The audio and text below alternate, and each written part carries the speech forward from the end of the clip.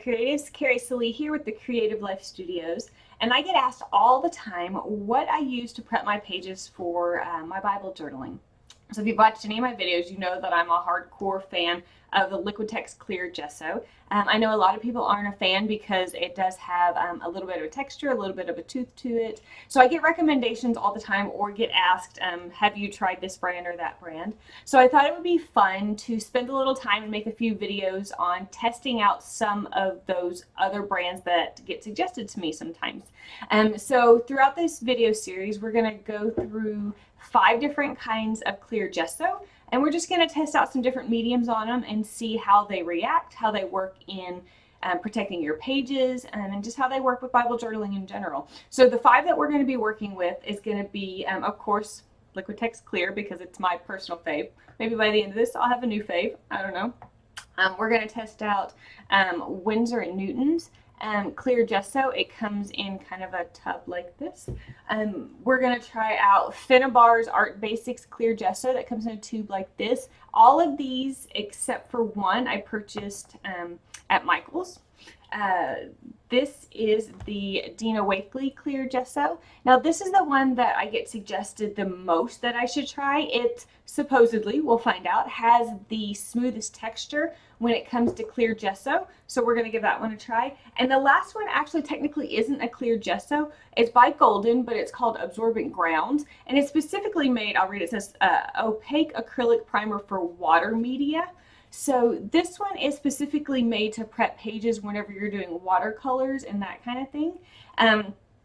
So I was actually introduced to this by Jan Salisbury. If you don't know a lot about her, I'll put her link down in the description. She is kind of the unofficial founder of this whole Bible journaling thing, but she's very well known for doing beautiful watercolors in her Bible. She has a product line out, illuminating, I believe it's called illuminating journaling, or illuminated journaling. I'll have to double check that for you, but I'll put it down in the description. So this is what she uses, so I thought we would give it a try too. So this first video that we're going to be doing today is we're going to just test out the different clear gessos and see how they apply, how their drying time is, and that kind of stuff. And then we're also going to test out some watercolor style mediums on it. So we're going to use some actual watercolors. We're going to use Inktense blocks, which if you're not familiar with, there are, let me pop them open for you. They are a solid, you see that? They kind of look like pastels, but they're actually ink in a solid form. So you activate them with water and then you paint it on, but when it dries, it is permanent like an ink. So we're going to test that one out, and then we're going to test out something that I've been super excited to try, but it doesn't work on on anything so far. So they are Jane Davenport's, they're called Mermaid markers. So they're pre-filled watercolors, but you can see they have a great little point. But because of the way they're made and the high concentration of pigments, I have not been able to find, it's never worked with my clear gesso to be able to use them with the Liquitex Clear Gesso. So I'm super excited to try these other ones and see if I might be able to actually use these in my Bible journaling. So we'll see. So this is part 1. Let's get started and let's have some fun. All right, friends, we are back. So as you can see, I went ahead and set up my page and added some lines and some letters so you would know exactly which clear gesso I was dealing with. So the top one is going to be the Liquitex. The DW, of course, is going to be Dina Wakley. The next one is going to be Winsor & Newton, then Finbar, and then Golden's Absorbent Grounds. So I'm just going to use just a plain paintbrush today. Normally if I'm doing a full page I use a sponge brush, but since I'm only doing just a little bit of each page, I don't want to go crazy and do too much. I am going to go ahead and add a piece of, usually I use either wax paper, or this is called palette paper, so it has a shiny surface. I just do that to protect the pages behind it so they don't accidentally get glued together or anything like that. So we're just going to get this going. So if you've never used Liquitex, it is very fluid. You can see that it brushes very, very easy. I might have overdone that since for the amount of space I'm doing. The one thing that a lot of people don't like about Liquitex is that it does have a little bit of a grit to it, which I happen to like because I'm a texture touchy-feely person. But a lot of people I know don't like it, and that's the reason it's not on everyone's favorites list, which I get. That's kind of why I'm doing this video, to kind of just feel it out, see why everyone's favorites are their favorites. So I'm just gonna kind of, and you'll notice whenever I do this, I always paint from the spine out. I just feel that helps you keep your pages flatter, because if you do this, okay, I'm gonna do something I never do just to show you. If you do this, you end up sometimes grabbing it and it buckles, and then it's harder to get the wrinkles out and all that kind of stuff. So just a little tip, always just paint from the inside out. And a lot of people, the reason they don't use clear gesso is because they don't like the whole wrinkled effect that is going on right now. But my point of view with that is it's paper, it's going to wrinkle with most mediums. However, once it's been closed in your Bible for an extended period of time, those will flatten out. So I would rather be able to use the mediums that I want to be able to use, and worry less about the actual wrinkling and stuff. So now we're going to add Dina Wakley.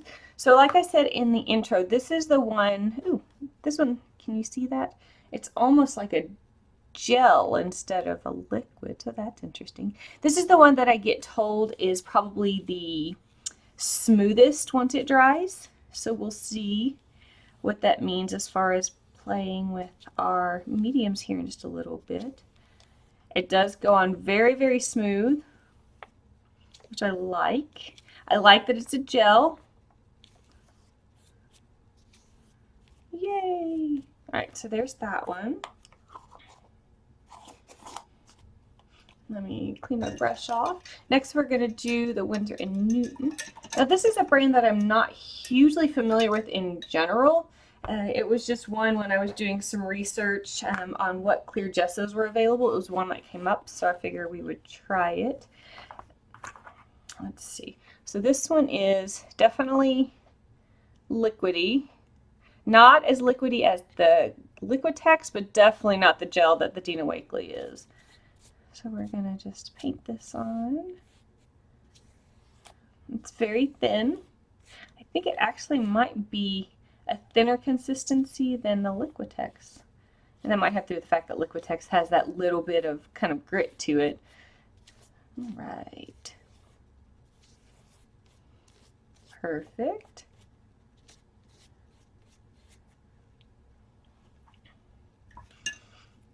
So you can see they're all starting to dry already, and they all have a matte finish that I know of. Let's look at that back here. It does say, yep, this one is matte. It has fluid right in the middle, fast drying. Let's see if this one says specifically. Great for sealing layers, ideal for slippery surfaces, more workable. Now it doesn't say whether it's going to dry clear, but most acrylic does, so I can't imagine it not drying clear. All right. Next. Now this one comes in a really big tube, and I'm trying to remember, I don't think any of these, other than the absorbent grounds, I don't think any of them cost more than like maybe $8. That one I think costs more. I'm trying to remember. Ooh. So this one is, you can kind of see, is very smooth as far as application.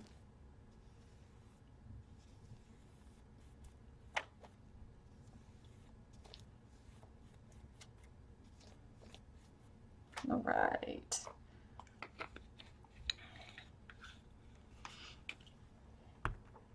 So the absorbent grounds actually kind of surprised me whenever I opened it. Since it said grounds, I guess in my brain I assumed it would be kind of a chunkier texture, but it actually is very thin, which, like I said, kind of surprised me.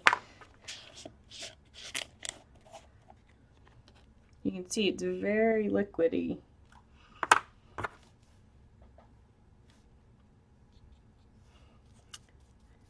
Ooh. So you can see, I'm hoping this dries, supposed to dry clear. I guess it's not completely transparent, which I did not realize. So we're going to try a really thin layer. I'm not loving how it's, y'all know how I feel about this, about covering up the words. So it's, looks like it's only partially transparent. And it looks like it's pulling up my ink, which is interesting, and something none of the other ones did. So definitely the absorbent grounds are not as clear as some of the other ones, which if you look, it does say it's towards the side of transparent, but it's not completely transparent. So I don't know how I feel about that. I mean, it's not a complete deal breaker, but I'm just not a fan of covering the words if I can help it. Fix my little sheet here. So it's all starting to dry. So actually, crazily enough, the Finbar one is actually dry already. Like I would paint on top of that already. So that dries really, really fast. And you can kind of see just a little bit. Dina Wakley changes the color just maybe like half a shade, which isn't a deal breaker. All the words are still visible, which is what we're going for by using clear gesso. When it comes to spreading it, I would say Dina Wakley's being that gel definitely makes it easier to spread. And so I would say for spreadability, if that's a word, I don't know, these would be my two favorites. And I think it even trumps my favorite of Liquitex, just because it's not so liquidy that it's difficult, but it's not so thick that you're having to scrape it. It's a good consistency. It's kind of that good middle of the road kind of feel. So I am going to hit this with my heat gun for just a moment. It seems like it's drying pretty fast anyway, but I'm going to speed this up just a little bit. So give me just a second. I'll be right back. All right, so we are back. Everything is dry. So let's talk texture. So, you know, now time to get touchy-feely.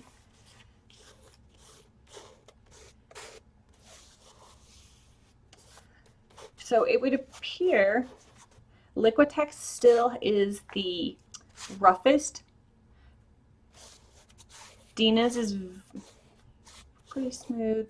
The Winsor Newton is, you can even hear it. ASMR.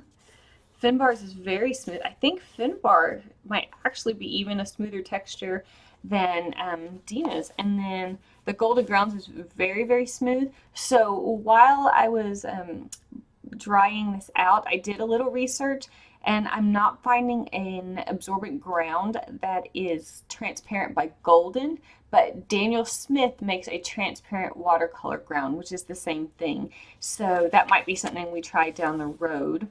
Oh, and just so you know, I'm keeping a list of how I'm ranking these, and I'll have them down in the comments just so you can kind of have an idea of what's more important to you, that it dries fast, that it does or does not have texture, spreadability, and that kind of stuff. So I'll keep that list going throughout this whole thing. So I would say that, that Winsor, Newton, and Liquitex very close race, but I will say the Liquitex maybe outdoes in texture just a smidge. Then our Winsor, and then probably Dina, and then Finbar, and then probably our grounds probably is the smoothest out of all of them. So I'm going to write those down, and then we'll get started playing with some stuff. So let's see. So course.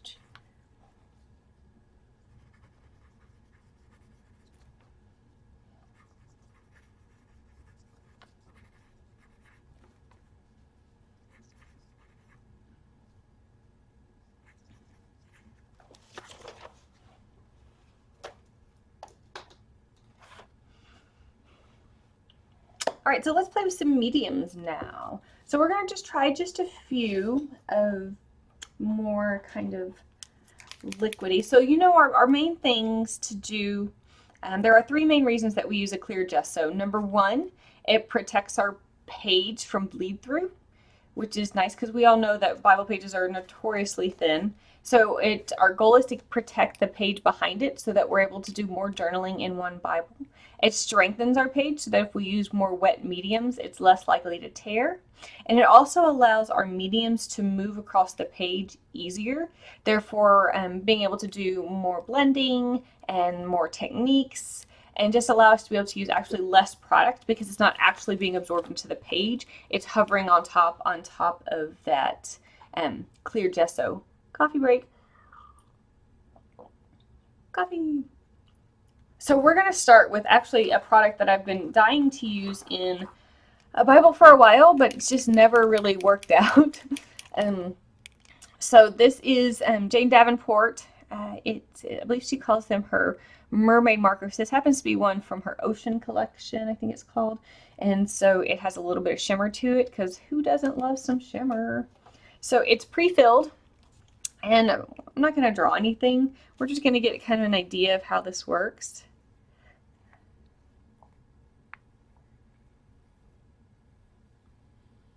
So I'm just going to go stripe all the way down. Even pressure all the way down, and you can see that it's not quite absorbing really well. Look how crisp and clean my line is on that Finnebar one. I'm just kind of playing on the Liquitex. So that's a good one. I got because of the texture on this one, I got a little bit of a skip on that one. But if you look, definitely the two smooth ones give you a really beautiful line, particularly the Finnebar one. You can see I've got crispy lines, which is great. Let's do, this is the part that's always bad. Oh, actually. So if you look, there's a little bit of shadow, but on the absorbent grounds it peeked through just a little bit, but I think that's more of where I didn't color all the way. So I'm super excited to see that all five of these you should be able to use a mermaid marker with, and it won't seep through. So that's super great. The big thing is they're so saturated with color. Oh, apparently I just got that all over my hand. That it just makes it really difficult to use a lot of times. All right, so let's play with something else. So this is Jane Davenport's watercolors. So I'm just gonna get just a brush. Nothing. We're not gonna do anything fancy again. We're just kind of playing, trying to see. Just a plain brush, get some water. What color do we want to use? Let's stick in the family. Let's use some blue. And I love this color blue. You can see it's a really great blue. And I'm not going to skimp on the water because our whole goal is to see how this works.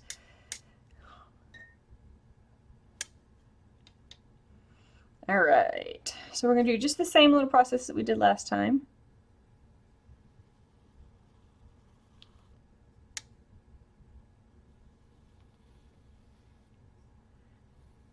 Yeah, you can definitely tell the difference when it hits this absorbent ground, which makes sense because it's specifically made for watercolors. But you can see how well that absorbs in there.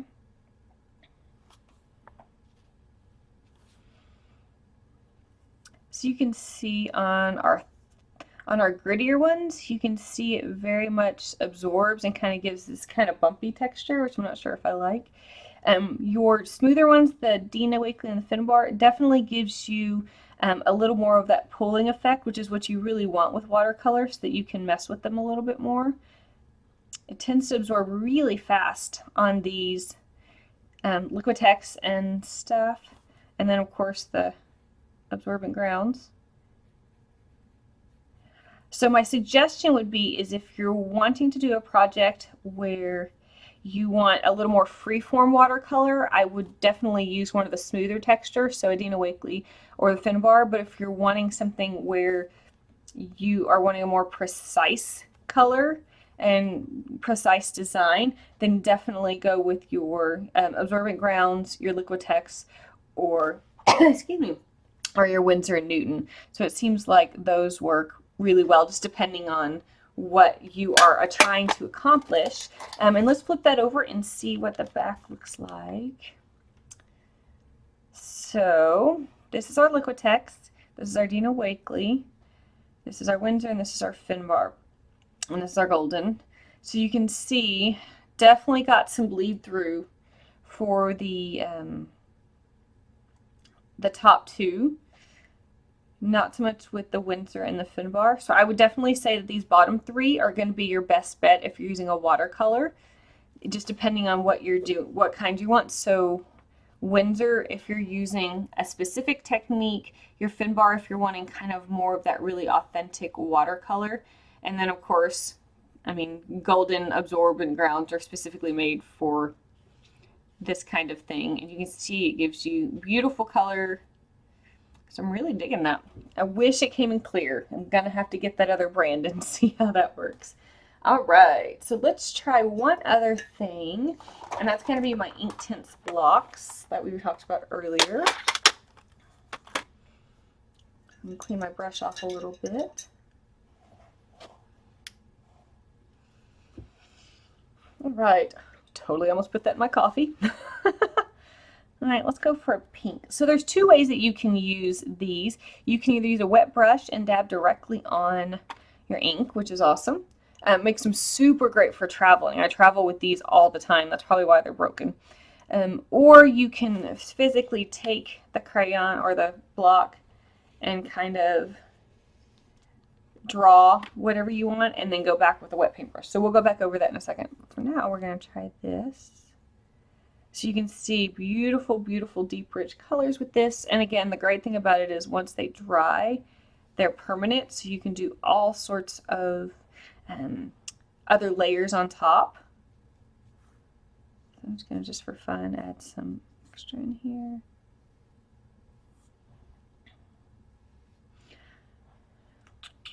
So it looks like we're having very similar to with the regular watercolors. So again, if you're wanting a very specific and tight watercolor, then I would suggest sticking with something that has the more texture to it, so the Liquitex or the Winsor. But if you're wanting something that's more that fluid watercolor effect, then definitely your what's the word? Your smoother, sorry, of Dina Wakley and the Finbar would definitely be your best bet. So we're going to try just adding water on top of that.